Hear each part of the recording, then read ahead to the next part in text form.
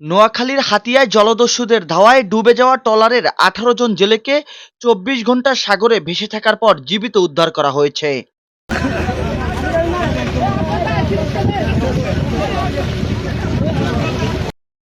স্থানীয় সূত্রে জানা গেছে, জাহাজমারা ইউনিয়ন আমতলী গ্রামের ১৮ জন জেলে শুক্রবার সকালে আবদুল্লাহ কামাল নামে একটি ট্রলার নিয়ে গভীর সমুদ্রে মাছ ধরতে যান। রোববার বিকালে নিজুম দ্বীপের দক্ষিণে জলদস্যুরা ট্রলারটিকে ধাওয়া করে ধাক্কা দিলে ট্রলারটি মুহূর্তেই ডুবে যায়। জেলেরা ডুবে যাওয়ার পর ট্রলারের অংশ ধরে সারা রাত সাগরে ভেসে থাকেন।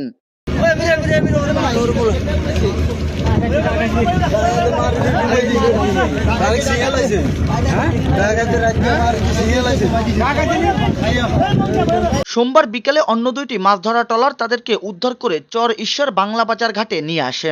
ট্রলার মালিক কালু মাঝি জানান, চোখের সামনে কোটি টাকার সম্পদ হারালেও জীবিত ফিরে আসতে পেরে স্বস্তি পেয়েছেন।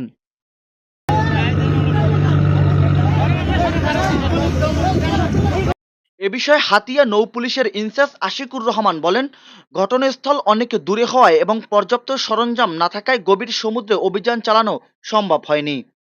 নিউজ ডেস্ক, খবর কুয়াকাটা।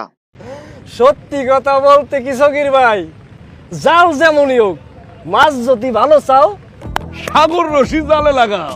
দেশেরা একটাই নাম সাগর রশি তার নাম, দেশেরা একটাই নাম সাগর রশি তার নাম।